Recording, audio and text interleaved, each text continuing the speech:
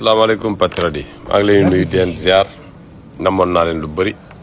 waa xam nga nag dama demoon sowu jant te sowu jant boo fa jugee ak sama conteneur bàkkaar yi ma yoroon xam naa ne moom la ma yàlla doon laqal moo taxoon ma daanoon feebar voilà démb def nañu prise de contact ak juge bi le 5 waaw xam nga dossier bi complainte le 27 novembre la woon day def benn day convoqué ñu muy convoqué ñëpp vidéo conférence xool ndax am na ñoo xamante ni ñi ngi fi ba léegi am ñoo xamante ni ndax abandonné na dossier bi am ñoo xamante ni ba léegi ndax ñi ngi maintenir dossier bi loolu la doon def genre rappel la ku mu woo ni la yaayoor dossier bi jox la sa date ñii nee na leen le 4 novembre jeudi demain le 6 jeudi ñenn ñi nee na leen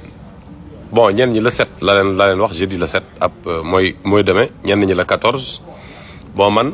ba ma woowee fin bi ma jox sama numéro caisse 1236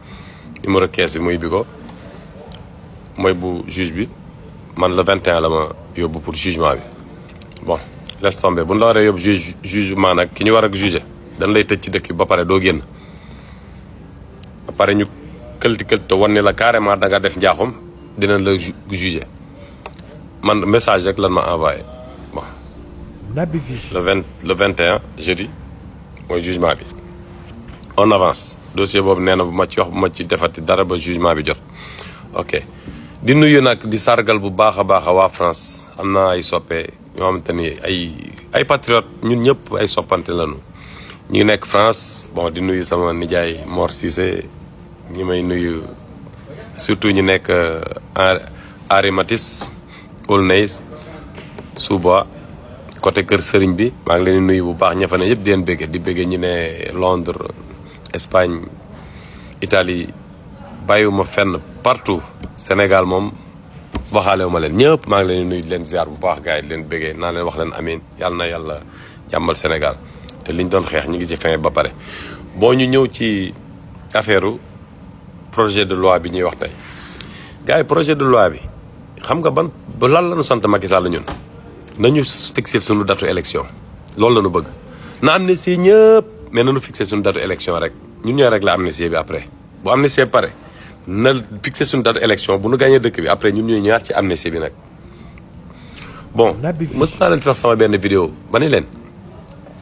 ni leen Macky Sall xam ngeen li tax nangul fixé datu élection généraux yi ñoo ko nee dafoo jëne jàpp la doo ñu dugal ci nguut ak ŋaas gi ba pare naan da ngay dem. beneen président ñëw jugé ñun ñëpp dooñu ci kaso bi te lépp a flagrant ñu ngi ak vidéo preuve yëpp man leen Macky Sall du organiser élection bu doon rey boppam pour amnistie sax dina ko def soog a dem mais nag daf ko yàq ñi dee nan ngay def ak ñoom ñi ñu gas suul doo rëcc am na yu bon yoo xamante ne Macky Sall li mu bëggoon su ko amoon est-ce que xam ngeen Ousmane Sonko ci kaso bi lay dee ak ñi ñu rey ñëpp seen yoon du ci nekk danoo dem ba échoué ba ñu échoué nag yàlla lànk comme liñ ko yàgg a wax nan ko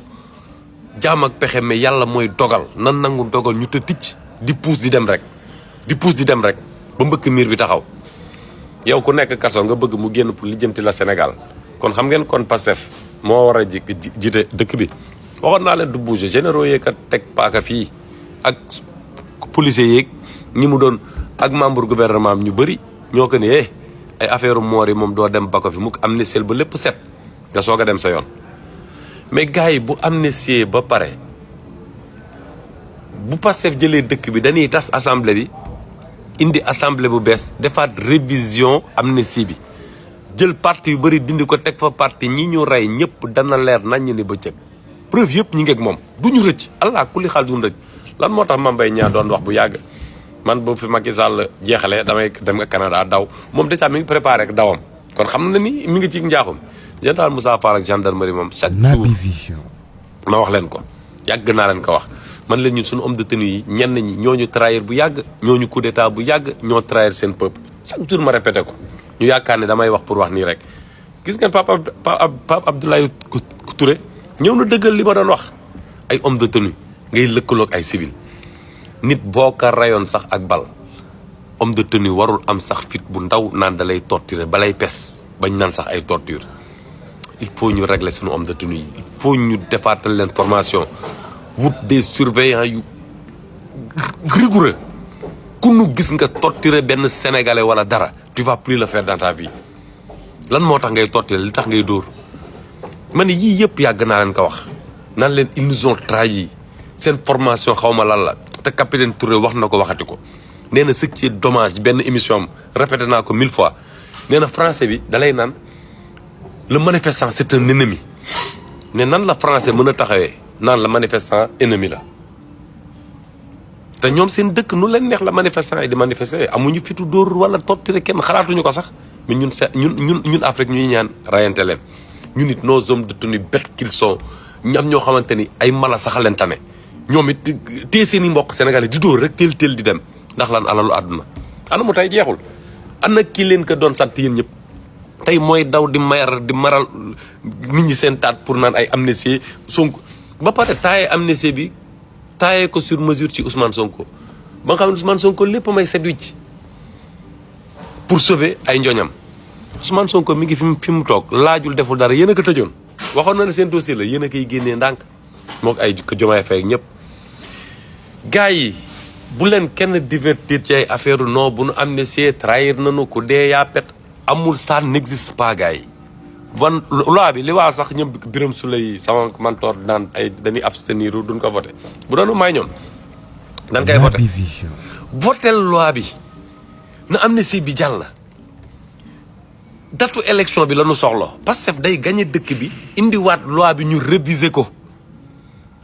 ñiy rey nit ñëpp danañ leen benn taxaw leen devant les tribunaux ñi torturer ñëpp danañ leen bennal Sénégal dinañ dem ba torture dootu fi am parce que on va mettre tous les points sur les i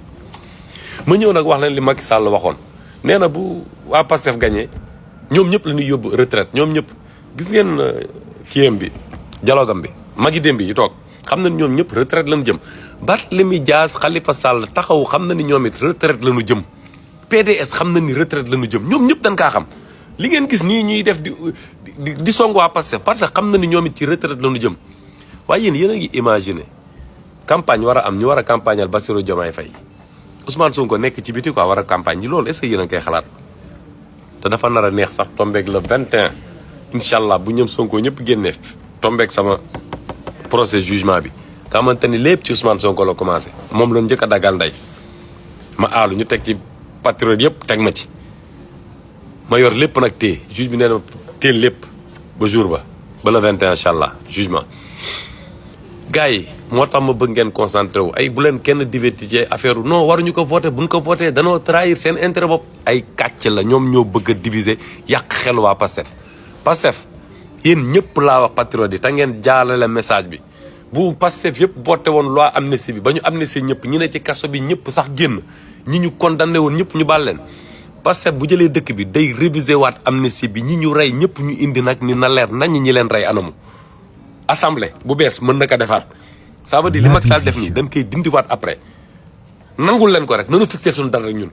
def lu ko neex nag après dinañ ñëw lambar ci waat ñu lépp teg Mame Mbaye ñaa ngi waaj a daw naan moom ay Canada ak la jëm ñeneen danañ ca topp daw xam nga ñun ñoo gàddaayoon léegi après ñoom ñooy gàddaay di daw ay Pape Malick Ndour ñooy ñëpp ñu cité enquête interne de la gendarmerie bi nga xamante ni moom la capitaine Touré général Tine defoon teg lépp dina génn gendarmerie mënu leen ci génnee noonu day yomb ay Skype New Arabique bi ma leen doon wax fii Abu Dhabi tama répété leen ko jiñ ñu naan ñu ay Sénégal mooy receleur drogue bi passé Afrique de l'Ouest yooyu yëpp dana leer te pour enquête bi leer dafa ndaw